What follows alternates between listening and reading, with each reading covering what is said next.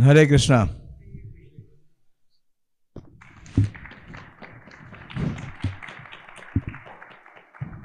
तो आज की एकादशी का नाम जानते हैं आप लोग? कौन सी एकादशी है? पुत्रदा एकादशी। हाँ, ब्रह्मचारी के लिए करनी चाहिए नहीं करनी चाहिए? करनी चाहिए। क्यों? क्योंकि प्रभुपाद जी अपने भगवत गीता के तात्पर्य में लिखते हैं, यतंतश्च दृढ़ व्रता सततम कीर्तयन्तो माम यतंतश्च दृढ़ व्रता नमस्यस्तम भक्त्या हाँ नित्य युक्ता उपासते। उसके तात्पर्य में प्रभुपाद जी कहते हैं कि दृढ़ व्रता का मतलब है कुछ जो नियम है उनका पालन करना, और इन नियमों का पालन करने से क्या होगा? आपको भगवत धाम में भगवान का संग प्राप्त होगा। तो इसलिए सबको करनी चाहिए, चाहे वो गृहस्थ है चाहे वो ब्रह्मचारी है। तो आज जो एकादशी का भजन है श्रील भक्ति विनोद ठाकुर का सुंदर भजन है, उसके कुछ वर्सेस गाएंगे और फिर श्रील प्रभुपाद जी के जीवन चरित्र से प्रभुपाद लीलामृत से कुछ जानने का प्रयास करेंगे। श्री श्री रुक्मिणी द्वारिकाधीश की जय, श्री श्री जगन्नाथ बलदेव सुभद्राजू की जय, श्री श्री निताई गौर सुंदर की जय, श्री पुत्रदा एकादशी महामहोत्सव की जय। शुद्ध भक्त चरण रेणु भजन अनुकूल, शुद्ध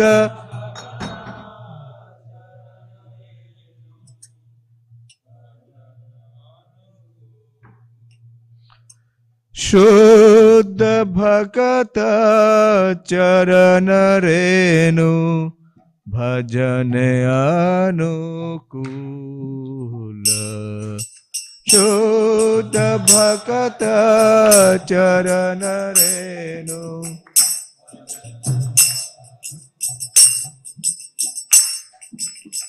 भगत सेवा परम सिद्धि प्रेमलती कर मूल, भगत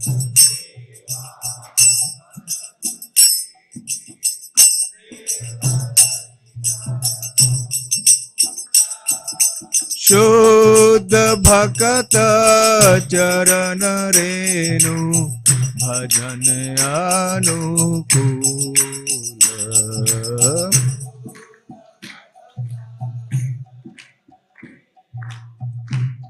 थैंक यू। माधवती भक्ति जननी यतन पालन को रे, माधवती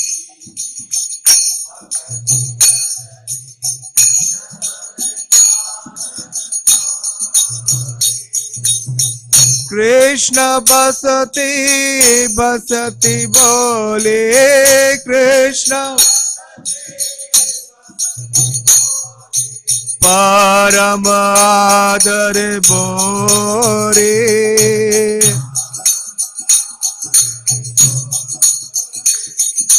परम आदर बोरे,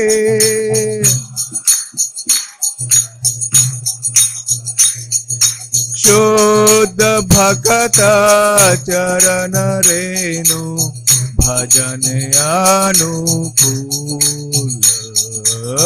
शुद्ध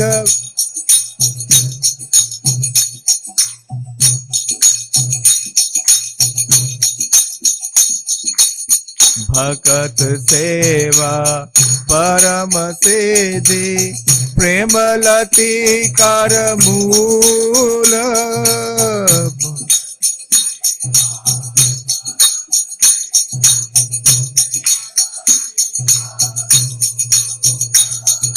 हरे कृष्णा कृष्णा कृष्णा हरे हरे, हरे राम राम राम हरे हरे, हरे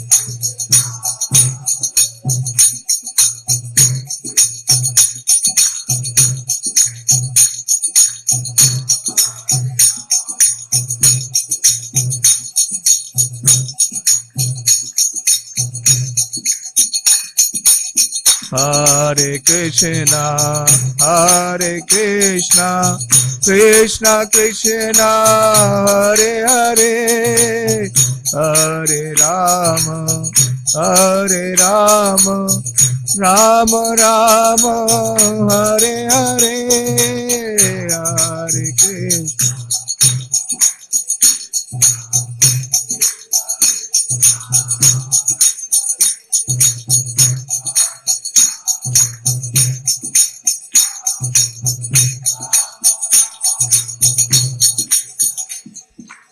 शुद्ध भक्त चरण रेणु भजन अनुकूल शुद्ध भक्त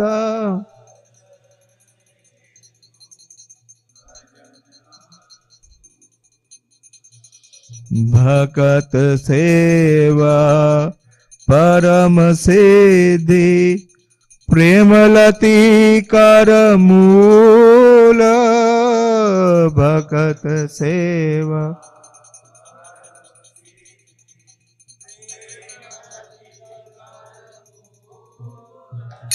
जय ओम विष्णुपाद परमहंस परिवार का आचार्य अष्टोत्तर शत श्रीमद कृष्ण कृपा श्री मूर्ति अभय चरणारविंद भक्ति वेदांत स्वामी शिल प्रभुपाद की जय।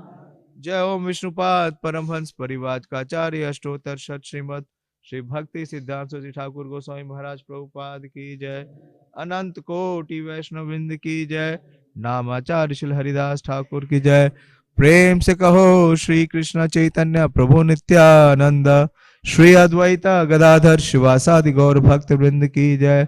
श्री श्री राधा कृष्ण गोप गोपीनाथ श्याम कुंड राधा कुंड गिरी गोवर्धन की जय। श्री वृंदावन धाम की जय। श्री मथुरा धाम की जय। नवदीप मायापुर धाम की जय। पुरुषोत्तम क्षेत्र जगन्नाथपुरी धाम की जय। गंगा माई की जय। जमुना माई की जय। तुलसी देवी की जय। भक्ति देवी की जय। श्री पुत्रदाय काशी महा महोत्सव की जय। श्रील प्रभुपाद लीलामृत की जय। निताय गौर प्रेमानंदी। All glories to the assembled devotees. All glories to the assembled devotees. All glories to Sri Guru and Gauranga. हरे कृष्णा। श्रील प्रभुपाद लीलामृत और प्रभुपाद लीलामृत का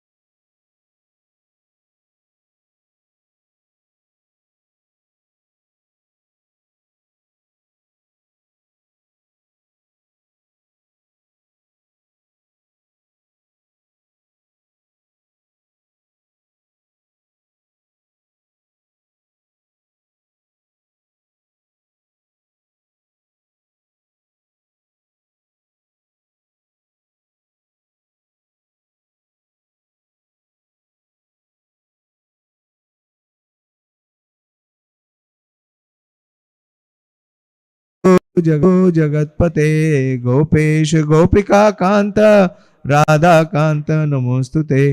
ताप्त कांचन गौरांगी राधे वृंदावनेश्वरी। वृषभानुसुते देवी प्रणमामि हरिप्रिये। वाञ्छाकल्पतरुभ्यश्च कृपा सिन्धुभ्येव च पतितानां पावनेभ्यो वैष्णवेभ्यो नमो नमः। जय श्री कृष्ण चैतन्य प्रभु नित्यानंद श्री अद्वैत गदाधर शिवासादि गौर भक्त वृंद। हरे कृष्णा कृष्णा कृष्णा हरे हरे। हरे राम राम राम हरे हरे। नमो विष्णुपादाय कृष्ण प्रेष्ठाय भूतले श्रीमते भक्ति वेदांत स्वामिनेति नामिने। नमस्ते सारस्वते देवे गौरवाणी प्रचारिणे। निर्विशेष शून्यवादी पाश्चात्य देश तारिणे। हरे कृष्णा। तो एकादशी के दिन एक और विशेष उत्सव होता है। रोज तो हम श्रीमद् भागवतम से पढ़ते हैं, लेकिन एकादशी के दिन हम प्रभुपाद लीलामृत से पढ़ते हैं। तो एक वरिष्ठ भक्त मुझे बहुत सुंदर अपना साक्षात्कार बता रहे थे कि एकादशी ना सिर्फ भक्त इंतजार करते हैं बल्कि भगवान भी इंतजार करते हैं। क्यों? क्योंकि आज के दिन उनको अपने प्रिय भक्त का चरित्र सुनने को मिलता है। ऐसा क्या प्रमाण है? जब चैतन्य महाप्रभु जगन्नाथपुरी में थे, उन्होंने संन्यास लिया और संन्यास लेने के बाद वो नित्य भागवतम का श्रवण करते थे। किससे? श्री गदाधर पंडित यानी श्रीमती राधा रानी से। और रोज 2 घंटे पढ़ते थे, 1 बजे से लेकर दिन में 3 बजे तक, कभी कभी 1 से 5। तो श्री चैतन्य भागवत में श्री वृंदावन दास ठाकुर लिखते हैं कि ध्रुव चरित्र और प्रहलाद चरित्र शतावृत्ति सुने प्रभु और नहीं गिरना, कि हंड्रेड्स ऑफ टाइम, शतावृत्ति का मतलब है 100 बार किसका चरित्र सुनते थे? ध्रुव महाराज का चरित्र और प्रहलाद। हमारी तरह नहीं कि सुन लिया मुझे पता है, हाँ मुझे पता है क्या लिखा है। कितनी बार सुनते थे? 100 बार। और वो भक्त बोल रहे थे कि अब की बार जब भागवतम लिखी जाएगी तो उसमें किसका चरित्र आएगा? श्रील प्रभुपाद जी का चरित्र। तो देखिए बिल्कुल जिस प्रकार से प्रहलाद महाराज ने सारे अभक्तों के बीच में, असुरों के बीच में, नास्तिकों के बीच में क्या किया? प्रचार किया।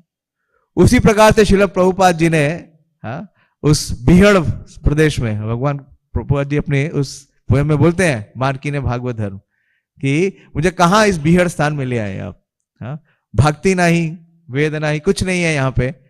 लेकिन प्रभुपाद जी ने ऐसे नास्तिकों के बीच में, ऐसे हिप्पीज के बीच में, ऐसे जो निम्न अधम थे, उनको भी क्या बना दिया? शुद्ध भक्त बना दिया। तो इन भक्तों की गाथा और प्रभुपाद जी की गाथा बहुत ही विशेष है, क्योंकि इस गाथा में जो आज का जो भजन है उसका पूरा प्राकट्य है कि शुद्ध भगत चरण रेणु भजन अनुकूल। ये सारे जो अधर्मी थे या जिसे कहते हैं अधम थे, मानव स्तर से भी नीचे गिरे हुए थे, हिपीज थे, इनके पास लेकिन एक बहुत बड़ी क्वालिफिकेशन थी। वो बड़ी सबसे बड़ी क्वालिफिकेशन क्या थी? वो प्रभुपाद को यथावत फॉलो करते थे, 100% फॉलो करते थे, 1% भी डेविएट नहीं करते थे। और हमारी स्थिति क्या है? हम कितना % फॉलो करते हैं और कितना डेविएट करते हैं हम सब जानते हैं। तो बहुत ही सुंदर प्रसंग है। प्रभुपाद जी अमेरिका में प्रचार कर रहे हैं। प्रभुपाद जी भारत से वापस आ चुके हैं। प्रभुपाद जी ने जब 1965 में प्रचार करना शुरू किया तो पहले 1 साल तक बहुत स्ट्रगल की, और उसके बाद जब प्रभुपाद जी को थोड़ी स्टेबिलिटी मिली, जब प्रभुपाद जी ने अपनी इस्कॉन सोसाइटी स्टैब्लिश की, कौन सी तारीख को? इस्कॉन को किस दिन इनकॉर्पोरेट किया प्रभुपाद जी ने? कौन सा जुलाई? 13 जुलाई 1966। और उसके बाद प्रभुपाद जी ने पहली जो जन्माष्टमी थी उसका उत्सव मनाया बड़ा, और उत्सव मनाने के बाद प्रभुपाद जी ने पहला इनिशिएशन दिया जन्माष्टमी के अगले दिन। तो इस प्रकार से प्रभुपाद जी अब प्रचार के ऊपर पूरा फोकस कर रहे थे। लेकिन क्या हुआ? प्रभुपाद जी को स्ट्रोक हो गया और प्रभुपाद जी को 6 महीने के लिए भारत आना पड़ा। ये जुलाई 1967 की बात है। लेकिन प्रभुपाद जी जब वृंदावन में आए भी वापस अपना उपचार करने के लिए, लेकिन हर समय उनका विचार कहाँ था? अमेरिका में ही था, किस प्रकार से प्रचार करना है। और दिसंबर 14 को प्रभुपाद जी 1967 में वापस अमेरिका आ गए। और उसके बाद इतनी जोर से प्रचार होता है, इतना तेज प्रचार होता है, उसी का प्रसंग आज कुछ प्रस्तुत कर रहे हैं।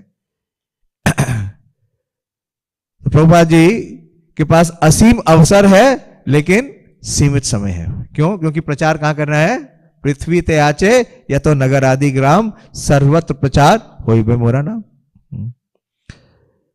तो ये प्रसंग है कि प्रभुपाद और उनके शिष्यों के बीच में क्या, किस प्रकार का संबंध है। बहुत ही मधुर है ये। आज इस संसार में सबसे मधुर अगर कोई रिलेशनशिप है, रिश्ता है, तो वो क्या है? एक डिसाइपल और एक स्पिरिचुअल मास्टर का। मदर और फादर के साथ रिलेशन में आपका कोई सिलेक्शन है? कोई सिलेक्शन नहीं, you are forced as per Karma. विवाह भी कैसे होता है? मेनली अपने पूर्व जन्म के कर्म के द्वारा निर्धारित होता है। लेकिन ये एक रिलेशन है जिसे आप कॉन्शियसली क्या कर सकते हैं? कल्टीवेट कर सकते हैं। तो सुनिए,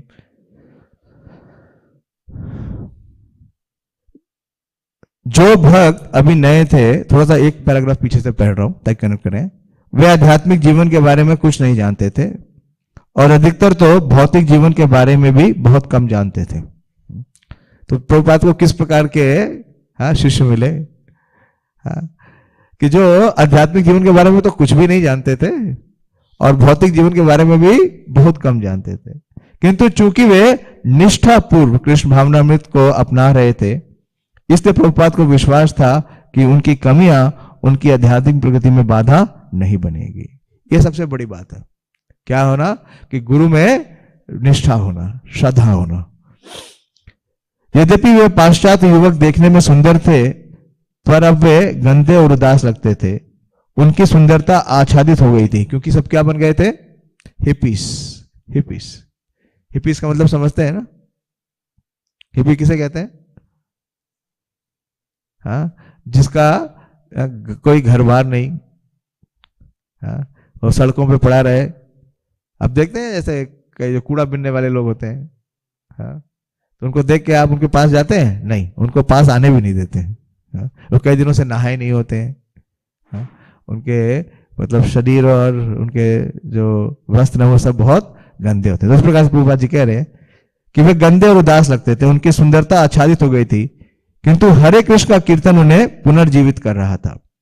प्रभुपाद ने कहा, जैसे वर्षा ऋतु वृंदावन की भूमि को प्रफुल्लित और हरी भरी बनाकर पुनर्जीवित करती है, और जैसे वृंदावन के मयूर प्रसन्नता पूर्वक नृत्य करते हैं, उसी तरह ये भक्त भी अपने भौतिक बंधनों को त्याग कर अब हर्षोल्लास से नृत्य और भगवान के पवित्र नामों का जप कर रहे थे। तो ये प्रभुपाद जी ने क्या किया? ये चमत्कार किया कि हिपीस को क्या बना दिया? हैप्पीस बना दिया। ना सिर्फ हैप्पीस बना दिया, उन्हें वैकुंठ जाने के लिए योग्य बना दिया।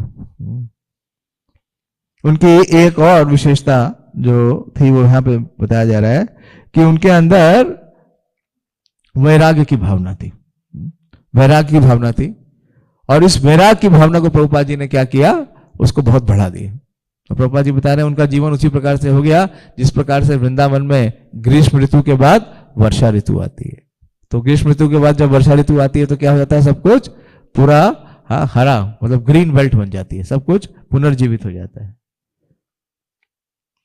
जब वे एक पत्र संवाददाता ने प्रभुपाद से पूछा कि उनके शिष्य हिप्पी थे, तो प्रभुपाद ने उत्तर दिया, नहीं, हम हिप्पी नहीं हैं, हम हैप्पी प्रसन्न लोग हैं। तो अगर आप वास्तव में कृष्ण भावनामृत में जुड़े हैं तो उसका एक प्रमाण क्या है? प्रमाण क्या है?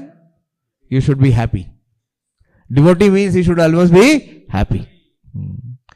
If he is not happy, then he is not a devotee. Prabhupada अपने शिष्यों के लिए एक आगंतुक व्याख्याता या औपचारिक मार्गदर्शक होने की अपेक्षा उनके आध्यात्मिक पिता अधिक थे। तो ये प्रभुपाद जी का अपने शिष्यों के साथ क्या संबंध था? औपचारिक प्रवचन देने वाले व्यक्ति नहीं थे प्रभुपाद जी, ना ही केवल कभी कोई समस्या हो गई तो आ गए। अभी आजकल हमारा रिलेशनशिप कैसे होता है? अपने सो कॉल्ड काउंसलर के साथ या गाइड के साथ, कि जब हमें कोई बहुत समस्या आती है जिसको हम नहीं संभाल पाते तो हम उनके पास जाते हैं, वरना उनके पास नहीं जाते हैं, दूर रहते हैं। क्यों? कोई नई सेवा ना दे दें, पूछ डाले हमारी साधना कैसे चल रही है। तो प्रभुपाद जी का ऐसा संबंध नहीं था। कैसा संबंध था? इसकी अपेक्षा उनका आध्यात्मिक पिता वो अधिक थे, पिता के रूप में थे। वे उन्हें अपना वास्तविक पिता मानते थे, और प्रभुपाद ने पाया कि उनके शिष्य उनके प्रति अपने परिवार के लोगों से भी कहीं अधिक समर्पित और अनुरक्त थे। ये बहुत विशेष है। अगर भक्ति में प्रगति करनी है तो ये बहुत बड़ा सिद्धांत है जिसको हमें पालन करना पड़ेगा, कि जब हमने अगर गुरु को स्वीकार किया है तो गुरु की जो अथॉरिटी है, उस अथॉरिटी के आगे इस विश्व में कोई और अथॉरिटी नहीं है। ना ही उनके कोई समान है, ना ही कोई उनसे अधिक है। चाहे वो कोई भी व्यक्ति हो, चाहे वो कंपनी में आपका बॉस हो, या चाहे परिवार में आपका मुखिया हो, चाहे पति हो, चाहे पिता हो, चाहे पत्नी हो, चाहे संतान हो। तो प्रभुपाद जी के शिष्यों में ये बहुत विशेष था कि वे अपने परिवार के लोगों से भी कहीं अधिक समर्पित और अनुरक्त थे। किससे? प्रभुपाद के प्रति। अमेरिका के इन युवा बालकों और बालिकाओं को, जिन्होंने प्रभुपाद उनके देश का पुष्प कहते थे, तो जो प्रभुपाद जी के ये युवा शिष्य थे, प्रभुपाद जी ने क्या कहा कि दे आर लाइक फ्लावर्स, ये अमेरिका के फ्लावर्स हैं। भगवान चेतन का आशीर्वाद मिल चुका था और अब वे इस आशीर्वाद को अपने देशवासियों तक पहुंचा रहे थे। प्रभुपाद कहते हैं कि यह दायित्व उनके अमेरिकी शिष्यों का था कि वे अपने देश को बचाएं। तकरीब प्रभुपाद बता रहे थे, लेकिन उसे लागू करना उनका काम था। श्री प्रभुपाद का अपने शिष्यों पर प्रेम था और उनके शिष्य भी उनसे प्रेम करते थे। प्रेम के कारण प्रभुपाद शिष्यों को अपनी सबसे बड़ी निधि दे रहे थे और प्रेम के कारण उनके शिष्य उनके आदेशों का पालन कर रहे थे। तो भक्ति में जो सबसे महत्वपूर्ण वस्तु है वो क्या है? प्रेम। भक्ति का मतलब ही क्या है? प्रेम। और प्रेम किस प्रकार से होना चाहिए? भक्ति किस प्रकार की होती है चाहिए? अहेतु की अप्रतिहता। तो ये प्रेम का मापदंड है। ये नहीं कि हमें कुछ चाहिए तो हम आ रहे हैं, हाँ हम उनके लिए फूल की माला ला रहे हैं या प्रसाद ला रहे हैं, भोग लगा रहे हैं, नहीं। वो क्या है? व्यापार है, वो प्रेम नहीं है। तो प्रभुपाद जी का अपने शिष्यों के साथ इतना अगाध प्रेम है। अब कितना प्रभुपाद जी उनको चाहते हैं, मैं आपको कुछ उदाहरण बताता हूँ। अगर ये उदाहरण बताऊंगा तो पूरा समय निकल जाएगा, लेकिन एटलीस्ट एक या दो बताऊंगा कि प्रभुपाद जी का उनके शिष्यों के साथ कितना घनिष्ठ संबंध है। इतना घनिष्ठ संबंध है, तभी प्रभुपाद जी के शिष्य प्रभुपाद जी को अपने परिवार के सदस्यों से ज्यादा चाहते थे। जब प्रभुपाद जी ने 26 सेकेंड एवेन्यू पे स्टोर फ्रंट चालू किया, तो नए आने वालों युवकों में एक थे जिनका नाम था स्टैनले। सुना आप? लीलामृत पढ़िए। हाँ, तो ये जो स्टैनले, दो स्टैनले थे, प्रभुपाद जी ने दोनों को अपने फर्स्ट इनिशिएशन में इनिशिएशन दिया। तो ये जो स्टैनले था बहुत युवा था, मुश्किल से 18 या 19 साल का था, और इसकी माता इसे बहुत परेशान थी क्योंकि ये बहुत ही लेजी भी था और क्रेजी भी था। प्रभुपाद जी ने कहा our movement is not for the lazy and crazy. Drug addict भी था। तो समहाउ ये प्रभुपाद जी के संपर्क में आता है। प्रभुपाद जी इसकी माता को बोलती हैं कि आप इसे मुझे दे दीजिए, इसे मैं अपने पास रखूंगा और इसे कृष्ण भावनामृत के लिए प्रशिक्षित करूंगा। तो उसकी माता कहती हैं कि मैं इसे आपको तभी सौंपूंगी जब आप इसका पर्सनली ध्यान रखेंगे। प्रभुपाद जी ने कहा हाँ, मैं आपको ये एश्योरेंस देता हूं। ऐसा हमने कृष्ण भावनामृत में कई बार देखा कि जब भी कोई पुत्र ब्रह्मचारी बनता है तो उसके माता पिता बड़े चिंतित हो जाते हैं। वो ये सोचते हैं कि पता नहीं मंदिर वाले ध्यान रखेंगे या नहीं, क्या होगा इसका। तो खैर उनकी माता उन्हें छोड़ जाती है। और जब प्रसाद बनता था तो प्रभुपाद जी उनको बुला करके स्टैनले को खिलाते थे, और वो खाते खाते उसकी खुराक इतनी बढ़ गई कि वो रोज 10 चपाती खाने लगा। और प्रभुपाद जी उसको बोलते हैं और खाओ और खाओ। फिर जब वो 10 खाने लगा तो प्रभुपाद जी ने कहा कि बस अब और मत खाना। तो इस प्रकार से प्रभुपाद जी के प्रेम से क्या हुआ, देखिए इतना अपनापन मिला प्रभुपाद जी से, उसे इतना प्रेम मिला कि प्रेम से, आपने सुना है ना, जब आपको भूख भी नहीं होती है, प्रसाद में सबसे ज्यादा आनंद कब आता है? जब कोई प्रेम से खिलाता है। आप देखिए, आप कभी भी इंसिडेंट याद करिए, सबसे ज्यादा आपको प्रसाद में तृप्ति कब आई होगी? जब किसी ने आपको बहुत प्रेम से परोसा होगा। लेकिन वो था तो क्रेजी। एक बार एक यूएन के बहुत बड़े अधिकारी थे, प्रभुपाद जी ने यूएन में प्रोटेस्ट किया था ना, यूएन में प्रोटेस्ट किया था, वो हरे कृष्ण महामंत्र किया था जब वॉर चल रही थी वियतनाम से। तो वहां के एक बड़े अधिकारी थे मिस्टर बोगाट, उनको आना था प्रभुपाद जी से मिलने के लिए। प्रभुपाद जी ने उन्हें आमंत्रित किया था और प्रभुपाद जी ने स्टैनले को बताया कि तुम डोर पे रहना। और प्रभुपाद जी कुकिंग कर रहे थे, स्टैनले उसके लिए, मिस्टर बोगाट के लिए बहुत विशेष प्रसाद बना के उन्हें प्रभुपाद जी कृष्ण भावना भावित बनाना चाहते थे। और इस स्टैनले ने क्या किया, जब मिस्टर बोगाट आए तो उन्हें आने नहीं दिया, बोले यू कैन नॉट मीट स्वामी। और वो मिस्टर बोगाट 1-1.5 घंटे तक प्रभुपाद जी का इंतजार करते रहे। बोले नहीं, Swami has said that no one can meet him, he is busy. अंत में हार के वो मिस्टर बोगाट वापस लौट गए। और प्रभुपाद जी बहुत उत्सुक थे कि वो मिस्टर बोगाट आए क्यों नहीं। तो प्रभुपाद जी नीचे आते हैं, पूछते हैं। प्रभुपाद जी देखे ना, जो स्टोर फ्रंट था प्रभुपाद जी का, जो क्वार्टर था वो 2nd फ्लोर पे था और स्टोर फ्रंट नीचे था। तो प्रभुपाद जी नीचे आते हैं पूछने के लिए कि भाई क्या हुआ, वो मिस्टर बोगाट को आना था। तो स्टैनले बोलते हैं मैंने तो उसको वापस भेज दिया। तो प्रभुपाद जी बहुत क्रोधित होते हैं। प्रभुपाद जी पहली बार क्रोध अपना प्रदर्शित करते हैं और बोलते हैं अरे मूर्ख, इतनी देर से मैं उसके लिए रसोई बना रहा हूं, उसको प्रसाद खिलाना चाह रहा था और तूने उसको भगा दिया। तो थोड़ी देर में ये स्टैनले आता है एक दिन, और तो डिप्रेशन में चला गया स्टैनले, और कोई बात किसी की सुन नहीं रहा था। तो थोड़े दिनों के बाद आता है और प्रभुपाद से कहता है मुझे $50 दे दीजिए। $50 उस समय बहुत थे, आज भी है। $50 कितने हो गए, 4-5 हज़ार रुपये हो गए। तो ब्रह्मचारी आगे कहा कि दो 50,000 रुपये दे दो। तो प्रभुपाद ने पूछा क्या करोगे, बोले कि मैं गैसोलीन लेके आऊंगा। जैसे हमारे यहाँ पेट्रोल होता है ना, अमेरिका में गैसोलीन होती है। बोले मैं गैसोलीन लेके आऊंगा, अपने ऊपर छिड़कूंगा और आग लगाऊंगा। प्रभुपाद जी बिल्कुल शांत रहे, प्रभुपाद जी ने कोई रिएक्शन नहीं दिया। प्रभुपाद जी ने कहा कि देखो पैसे देने का हिसाब किताब किसके पास है, ब्रूस के पास है, ब्रह्मानंद। ब्रह्मानंद प्रभु क्या थे, पहले प्रेसिडेंट थे न्यूयॉर्क के, पहला सेंटर। तो प्रभुपाद जी ने कहा कि जाओ ब्रह्मानंद को बुला लो, ब्रूस को बुला लो। तो प्रभुपाद जी ने ब्रह्मानंद को कहा कि देखो भाई, ये स्टैनले को $50 चाहिए, तुम इसे दे दो। तो ब्रह्मानंद बोलते हैं $50, मेरे पास तो 5 भी नहीं है। श्री श्री रुक्मिणी द्वारकाधीश जी की जय, श्री जगन्नाथ बलदेव सुभद्रा जी की जय, श्रीताई गौर सुंदर की जय। तो प्रभुपाद जी ने बड़े ही सामान्य रूप से कहा कि देखो भाई, ब्रूस कह रहा है उसके पास $5 भी नहीं है, और तुमको अगर गैस ही लेनी है तो $50 की थोड़ी आती है, गैस तो 35 सेंट की आती है।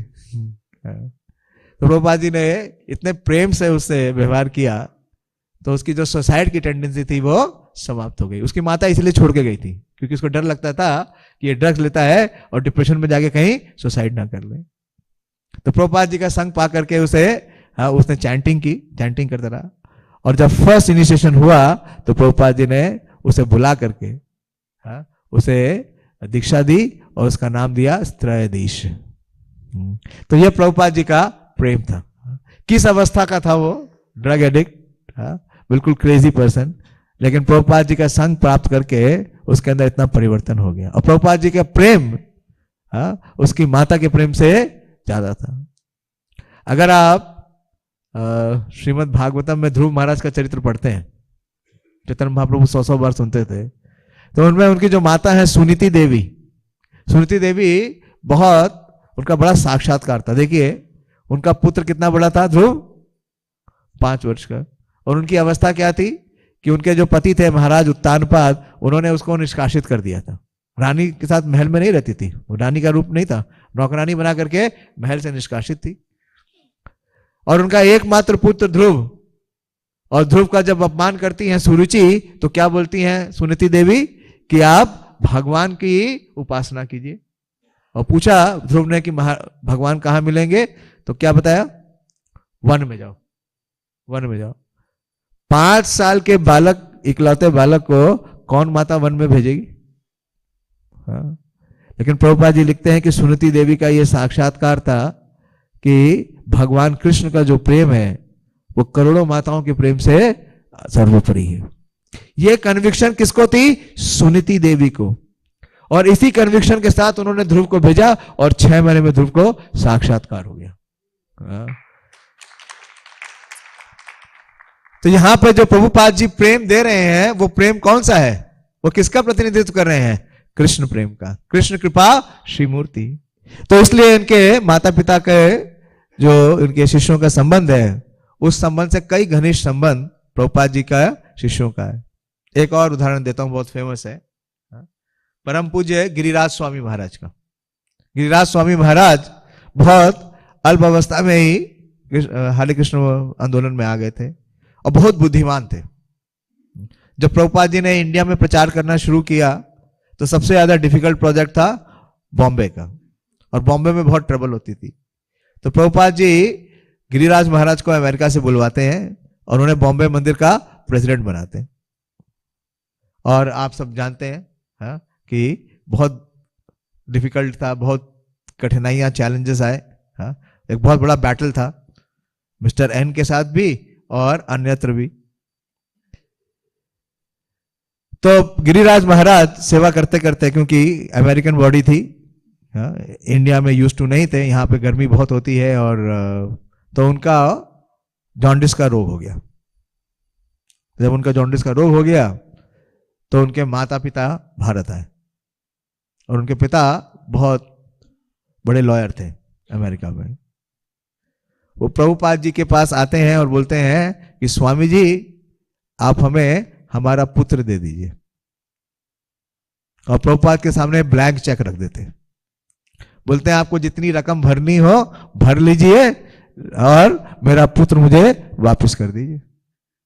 और उनकी माता वहां रोने लगी, बोले कि मेरा पुत्र अगर यहां रहेगा तो मर जाएगा। बहुत संवेदनशील हो गया। तो प्रभुपाद जी ने देखिए कैसे हैंडल किया। प्रभुपाद जी ने अपने एक शिष्य को कहा कि तुम संदेश और बंगाली मिठाइयां ले आओ। उन्होंने वो गिरिराज महाराज के माता पिता को और गिरिराज को खिलवाया। और प्रभुपाद ने कहा कि आप चिंता मत करो माता जी, मैं गिरिराज को रोज ये संदेश खिलाऊंगा और इसको स्वस्थ करा दूंगा। फिर प्रभुपाद ने कहा कि आपका पुत्र का निर्णय है कि वो मेरे साथ रहना चाहता है या आपके साथ जाना चाहता है। मेरी तरफ से कोई अनिवार्यता नहीं है, ये वो डिसाइड कर सकता है कि वो यहां रुके या आपके साथ वापस जाए। तो गिरिराज महाराज ने क्या कहा? गिरिराज महाराज ने कहा, Prabhupada you please keep the check and I will also be with you.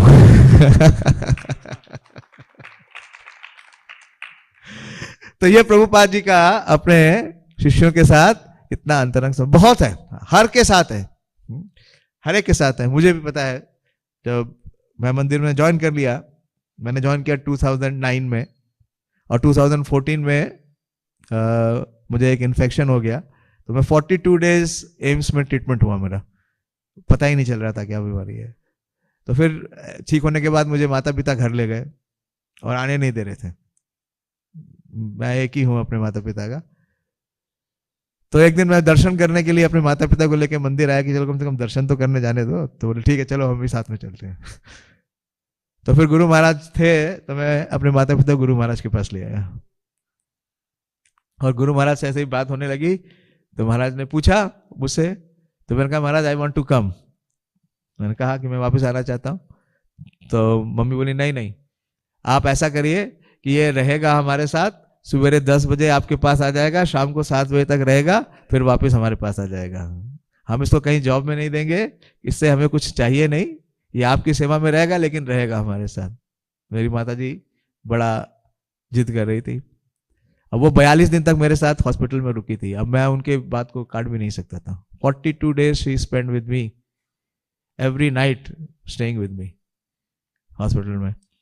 इतना उन्होंने तपस्या किया, इतना त्याग किया, उनको बैक में भी बहुत पेन हो गया, तो मैं कुछ बोल भी नहीं पा रहा था। तो गुरु महाराज ने कहा कि आप बिल्कुल चिंता मत करिए, ये मेरी पर्सनल जिम्मेदारी है, मैं इसका ध्यान रखूंगा, और तो कभी भी असुविधा हो तो जैसा आप चाहें वैसा ही होगा। और प्रभुपाद जी क्या उन्होंने कोट किया, प्रभुपाद जी ने कहा कि एक अच्छे वृक्ष पे अच्छे फल होते हैं, तो आपने इसको बहुत अच्छे संस्कार दिए हैं, इसलिए ये भगवान की सेवा में आया है। इतना क्या कि उन्होंने माता जी को जीत लिया। उसके बाद माता जी ने कुछ नहीं कहा। तो ये वास्तव में भगवान के जो प्रतिनिधि है, हाँ, उनके पास ये सशक्तिकरण है। वास्तव में कैसे है? क्योंकि उनके हृदय में प्रेम है।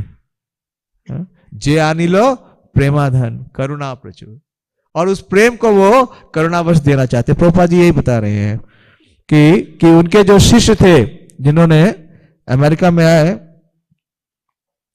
कि प्रभुपाद अपने शिष्यों को सबसे बड़ी निधि दे रहे थे। सबसे बड़ी निधि क्या है? हाँ, भगवान का प्रेम। और इस प्रेम के कारण उनके शिष्य उनके आदेशों का पालन कर रहे थे। आध्यात्मिक जीवन की यही सार तत्व थी। इस प्रेम के आधार पर कृष्ण भावनामृत आंदोलन विकास करेगा। इसमें आश्चर्य नहीं कि कुछ शिष्य पहले ही अपने भौतिक जीवन में वापस जा गिरे थे, किंतु प्रभुपाद को उन निष्ठावान भक्तों का वास्ता था जो आध्यात्मिक जीवन में रहना चाहते थे। महत्व की बात केवल यही थी।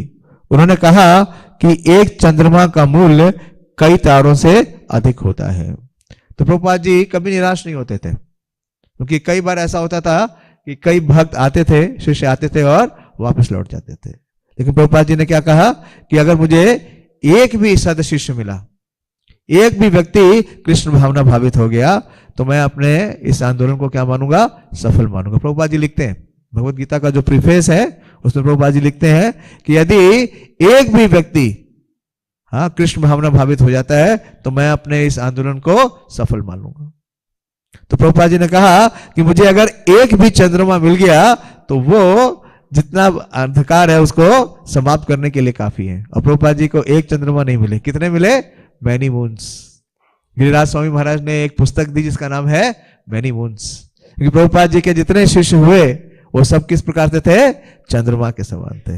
हाँ? उन्होंने जीवन में क्या दी? शीतलता दी और अज्ञान के अंधकार को नाश किया।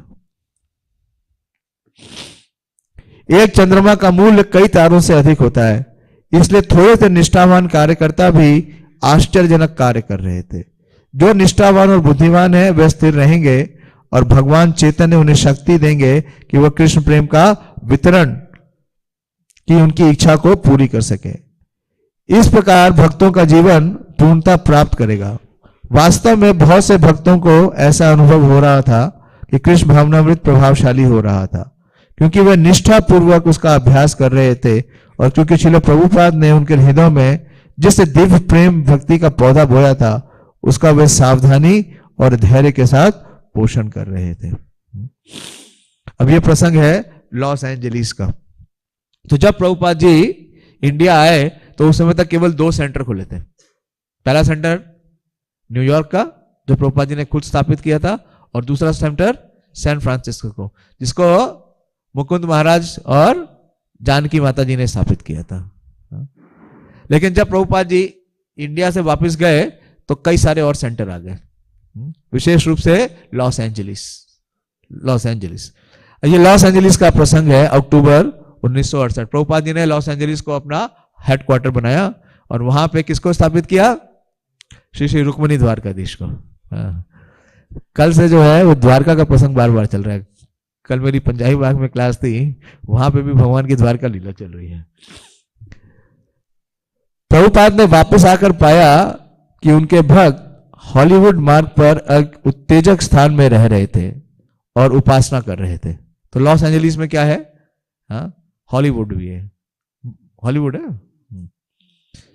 उनके शिष्य तमाल कृष्ण द्वारा संगठित एक बड़ा संकीर्तन दल भरे सड़कों पर हरे कृष्ण गाता फिरता रहता था और बैक टू गॉड हेड पत्रिका की प्रतियां पहले से भी बड़ी संख्या में बेचता था। एक दिन में 200 प्रतियों तक बिक जाती थी और $100 से अधिक इकट्ठे हो जाते थे। 1968 में $100 का मतलब आज से कितने डॉलर हो गए? $10,000। $10,000 इंडियन रुपीस में कितने हो गए? 10 लाख। 10 लाख हो जाएंगे ना। 100 रुपए का है, 90 समथिंग का है डॉलर। 90 का हो गया, 80 का है, 8 से 10 लाख रुपए हो गए। तो आप सोचिए एक दिन में एक ही मैगजीन की प्रतियां बेच के 8 से 10 लाख रुपए इकट्ठा करना। मेरे ख्याल से कोई भी बुक डिस्ट्रीब्यूशन पार्टी इतना अभी तक इस लेवल पे नहीं है। अब की बार हमारे गोपी भाव प्रभु की पार्टी ने बहुत बढ़िया परफॉर्म किया है पीबीटी। उन्होंने लगभग 56,000 भगवत गीता का डिस्ट्रीब्यूशन किया है रोड पर। और ऐसा पहली बार हुआ जो हमारे सामने हमने देखा कि वो रोड के ऊपर पूरे पूरे सेट भागवतम के दे रहे हैं। एक एक दो दो पुस्तक नहीं दे रहे, पूरी पूरी पेटियां दे रहे हैं। उन्होंने 100 के लगभग श्रीमद् भागवतम सेट डिस्ट्रीब्यूट किए। कैसे? क्योंकि जैसा प्रभुपाद जी बता रहे हैं कि उनके अंदर चैतन्य महाप्रभु की जो शक्ति है, हाँ, उसका प्रसार हो रहा है। तब तक एक दिन प्रभुपाद के पहुंचने के कुछ दिन बाद ही मकान मालिक ने भक्तों को हॉलीवुड मार्ग का मकान से निकाल दिया। लेकिन देखिए, जब भी आप भक्ति करेंगे, जब भी आप सेवा करेंगे, तो ये मत समझिए कि सब कुछ क्या रहेगा, सरल रहेगा या सुलभ रहेगा या सफल रहेगा। क्या हुआ लॉस एंजलिस में? सब अच्छा चल रहा था, तो जो मकान मालिक है उन्होंने मकान से बेदखल कर दिया, निकाल दिया, सीधे सड़क पे भेज दिया, पूरा खाली करा दिया। मंदिर विहीन भक्त शहर भर में मोहल्लों में यत्र तत्र बिखर गए। लेकिन जिस संध्या को भी संभव होता, वे शाम के लिए उधार लिए किसी गैरेज में एकत्र होते और श्रील प्रभुपाद उनके साथ हरे कृष्ण का कीर्तन करते और प्रवचन देते। देखिए कितना संघर्ष। हम सब तो आराम से यहां बैठे हैं सेंटर में, टेंपल में। जब वो उस प्रॉपर्टी से विहीन हो गए तो क्या किया उन्होंने? एक किराए पे गैरेज लिया और शाम को प्रभुपाद जी वहां आते उस गैरेज में और प्रवचन देते और कीर्तन करते, और बाकी सब भक्त जो इधर उधर अन्यत्र कहीं कहीं रह रहे थे सारे वहां एकत्र होते। तब प्रभुपाद ने लॉ सिनेमा मार्ग पे एक पुराना ईसाई चर्च किराए पे ले लिया। तो प्रभुपाद जी ने जो भी कुछ किया वो सब क्रांतिकारी किया। जब कोई स्थान नहीं मिल रहा था तो प्रभुपाद जी कहां चले गए? चर्च में। और देखा क्योंकि चर्च में कोई आ नहीं रहा है, कोई युवक आता नहीं, कोई नवयुवक आता नहीं, न्यू जनरेशन आती नहीं, तो चर्च क्या पड़े हैं? खाली पड़े, बेकार पड़े, उजाड़ पड़े हैं।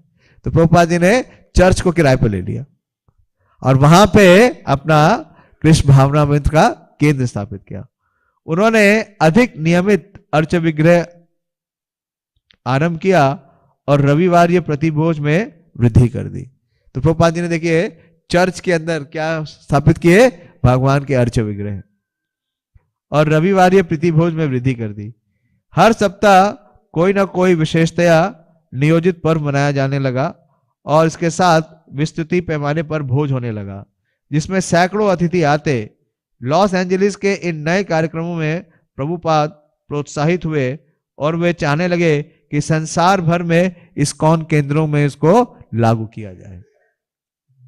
तो ये प्रभुपाद जी ने किस प्रकार से इस आंदोलन को प्रभावी किया और उसका फैलाव किया।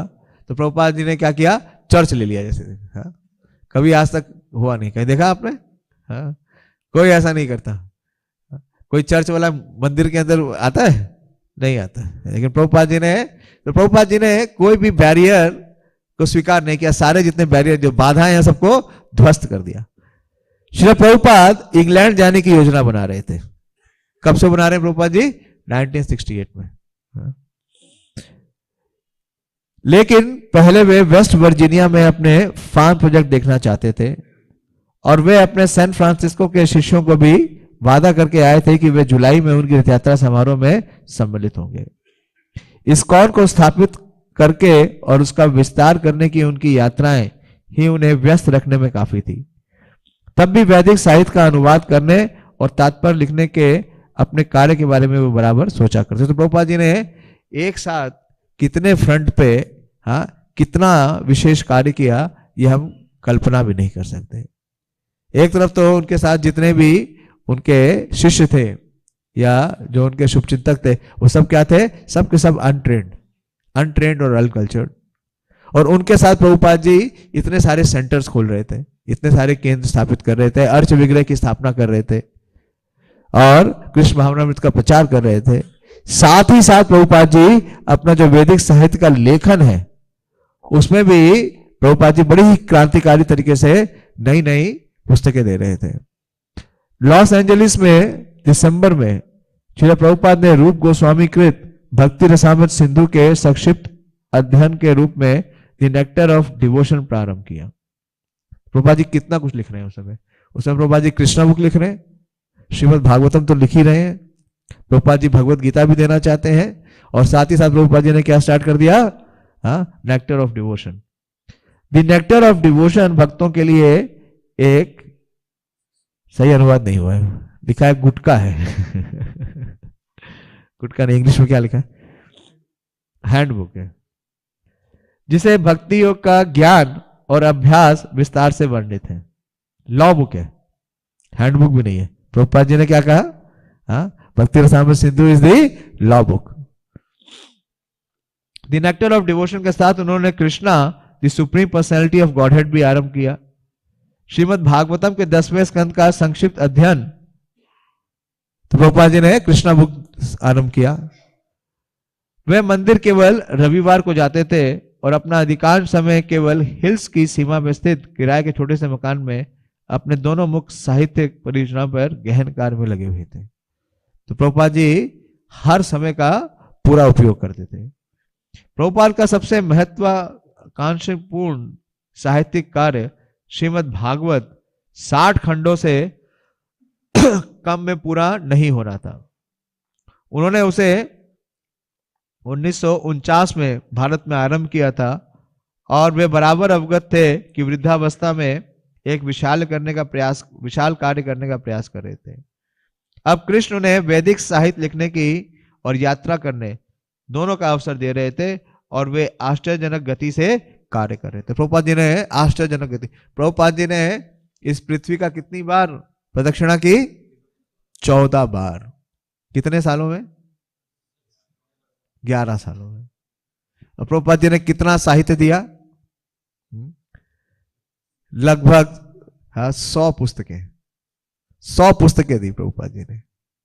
कितने सालों में, 11 या 12 सालों में। तो दोनों का जो स्पीड अगर आप देखेंगे तो ये ह्यूमनली पॉसिबल नहीं है, किसी मानव के लिए कर पाना संभव नहीं है। कैसे? जो शक्ति प्रभुपाद को आगे बढ़ा रही थी वह उनके गुरु महाराज श्रील भक्ति सिद्धांत सरस्वती की इच्छा थी।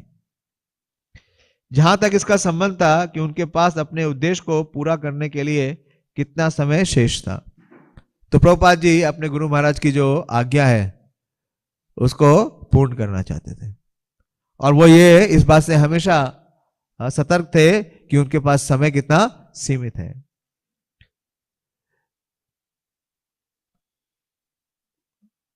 यह कृष्ण के हाथों में था, हर चीज कृष्ण पर निर्भर थी। यदि कृष्ण उनको मारना चाहते तो कोई बचा नहीं सकता, और यदि कृष्ण आपकी रक्षा करना चाहते हैं तो आपको कोई मार नहीं सकता। राखे कृष्ण मारे के, मारे कृष्ण राखे के।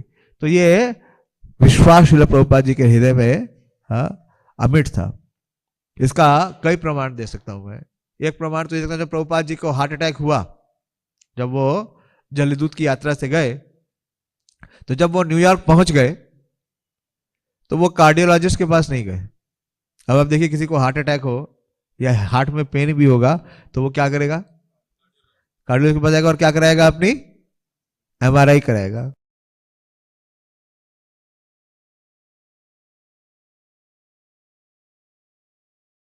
हमारा हृदय सदा गोविंदा विश्राम, क्योंकि हृदय में कौन है, गोविंद है, और गोविंद का कार्य करने के लिए आ रहे हैं, इसलिए उन्हें जरा भी अविश्वास नहीं था।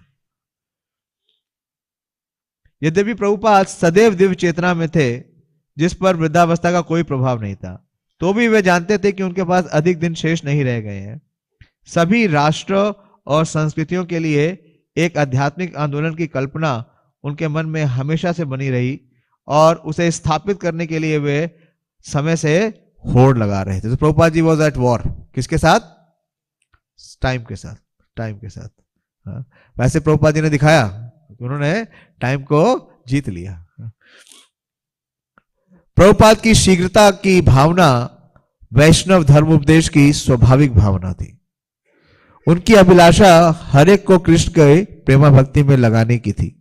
कृष्ण भावनामृत के बिना कलयुग के भ्रमित बद्धजीव अपने पापमय जीवन के भयानक परिणामों की ओर बढ़ रहे थे। इसलिए प्रभुपाद ने शीघ्रता की भावना उनकी करुणा की अभिव्यक्ति थी। वे घोर भौतिकतावादियों को बचाना चाहते थे जो आत्मा के अस्तित्व के विषय में अंधे थे। यदि उन्होंने अपने मनुष्य जीवन को नष्ट कर दिया तो उन्हें लाखों करोड़ों वर्ष कष्ट भोगना पड़ेगा। इससे पहले वे अपने में कृष्ण चेतना को जगाकर भगवान के परम धाम जाने के लिए उन्हें दूसरा अवसर मिले। तो प्रभुपाद जी क्या दे रहे थे सबको? दूसरा अवसर दे रहे हैं, सेकेंड चांस।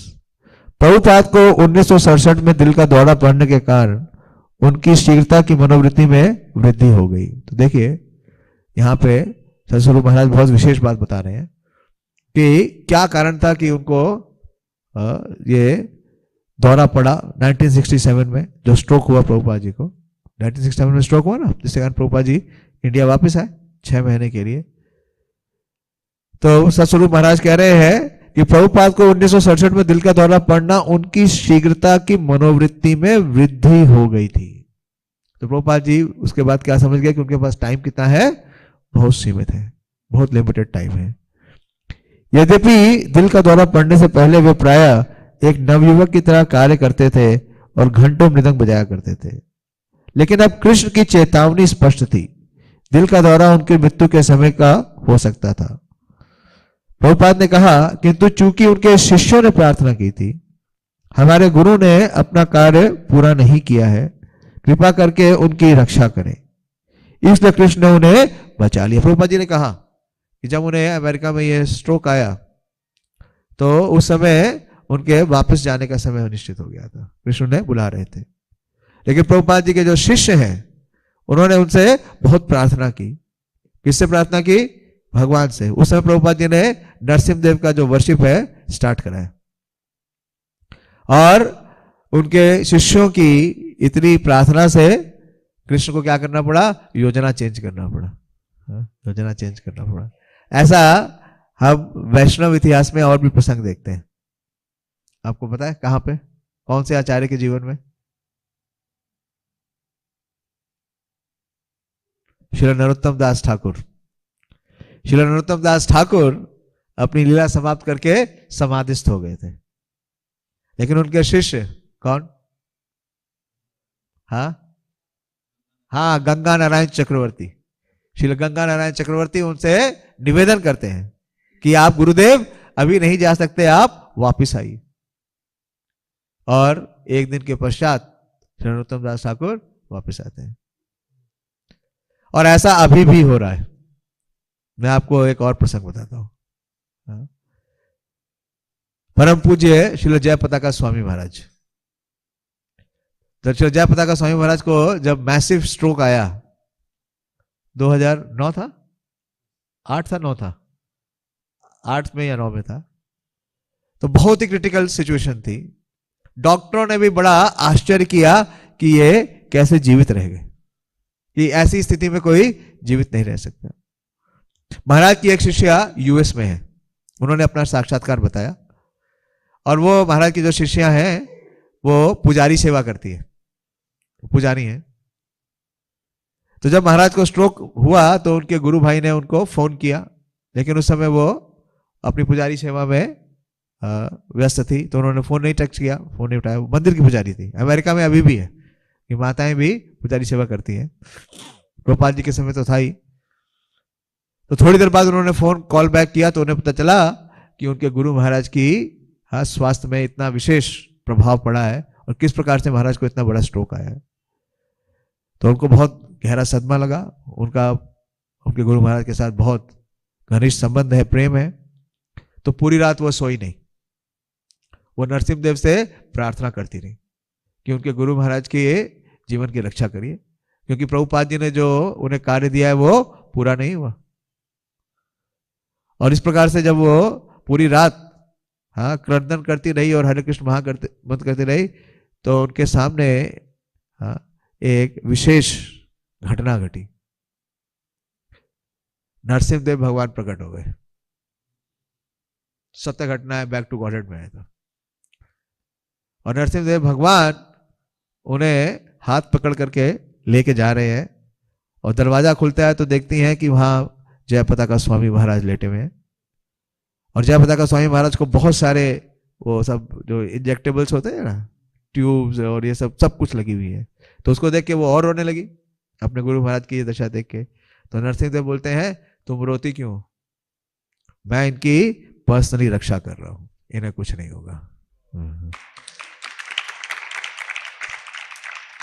प्रभुपाद जी ने जयप्रदा स्वामी महाराज के लिए कहा कि ये चैतन्य महाप्रभु के निजी पार्षद है। प्रभुपाद जी ने कहा कि मुझे मेरे गुरु महाराज ने वैकुंठ से, भगवान के धाम से शिष्यों को भेजा है ताकि मैं उनका दिया हुआ कार्य पूरा कर सकूं। तो इस प्रकार से श्री प्रभुपाद जी लिख रहे हैं कि उनके जो जीवन में आयु में बढ़ोतरी हुई उसका कारण क्या थे, उनके शिष्य। अगर सद शिष्य हैं, हाँ, तो वो गुरु की ना सिर्फ सेवा करते हैं बल्कि गुरु का धाम में जो समय है उसमें भी वृद्धि करते हैं। और शिष्य अगर सदशिष्य नहीं है तो वो क्या करते हैं, गुरु के लिए हाँ केवल आफत बनते हैं, तकलीफ करते हैं और धाम में उनका जो निवास है उसको भी अल्प कर देते हैं।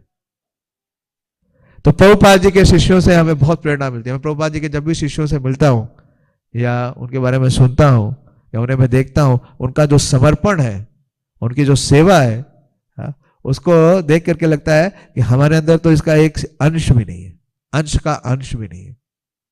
प्रभुपाद जी के एक शिष्य हैं शिला गुरु कृपा प्रभु, गुरु कृपा स्वामी थे पहले। वो सबसे बड़े फंड कलेक्टर थे। मैं एक बार पर्सनली उनसे मिल रहा था, काफी देर तक उन्होंने मुझे समय दिया। तो बता रहे थे कि हम प्रभुपाद जी की प्रसन्नता के लिए कुछ भी कर सकते थे। मैं जितना भी पैसा लाता, अगर प्रभुपाद जी अपने फ्लश में डाल करके उसको फ्लश कर देते तो भी मैं कभी उनसे प्रश्न नहीं करता कि आपने ऐसा क्यों किया। तो ये है शिष्य का समर्पण। और इस समर्पण के पीछे क्या है, श्रद्धा और विश्वास। तभी उन्होंने आश्चर्यजनक रूप से इतनी सेवा की और प्रभुपाद जी के मार्गदर्शन में इस आंदोलन को पूरा विश्वव्यापी बना दिया। तो ऐसे सदगुरु और ऐसे सद शिष्यों की जो गाथा है वो प्रभुपाद जी के लीलामृत में है। तो हमने उसका कुछ अंश आपके सामने प्रस्तुत किया। 9 बजाए तो मैं अब यहीं समाप्त करूंगा। हाँ, आपका कोई प्रश्न है या कोई समीक्षा है तो बोलिए। हरे कृष्णा। श्री प्रभुपाद लीलामृत की जय।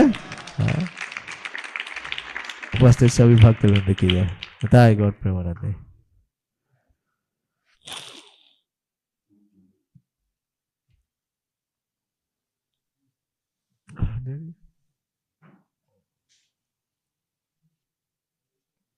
माइक ऑन कर ली।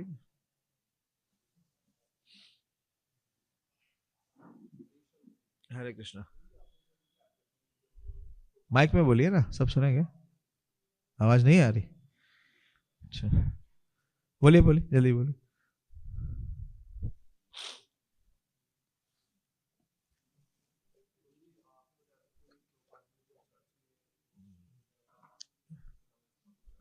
हाँ, चर्चों में कोई नहीं आ रहा था ना, वो तो चर्च बंद पड़ा था ना, चर्च बंद हो गया तो प्रभुपाद जी ने उस स्थान को ले लिया और वहां पे अर्च विग्रह स्थापित किए और वहां पे जितने भी नवयुवक हैं और नव युवतियां आने लगी क्योंकि वो हरे कृष्ण का एक केंद्र बन गया। अरे चर्च वाले तो रो रहे थे ना, कोई उनके यहाँ आता ही नहीं है, कोई आता नहीं है।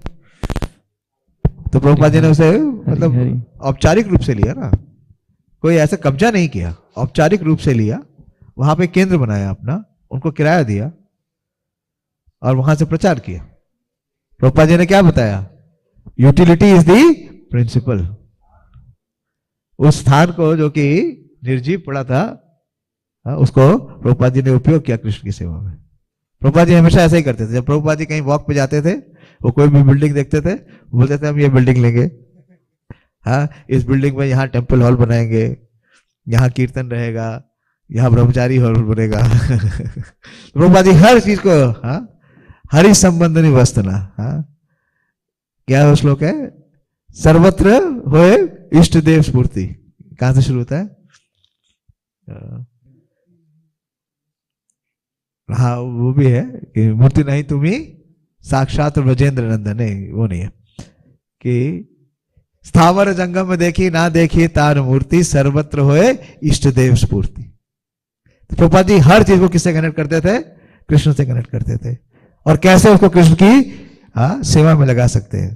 तो प्रभुपाद जी बस ये आर्ट थी, ये एक शुद्ध भक्त के पास ये एक कला होती है कि आप उसे कुछ भी दे दो, तो कैसे भी व्यक्ति आए, कैसे ही निकृष्ट व्यक्ति आए, प्रभुपाद जी ने उनको उत्तम शिष्य बना दिया, उत्तम अधिकारी बना दिया।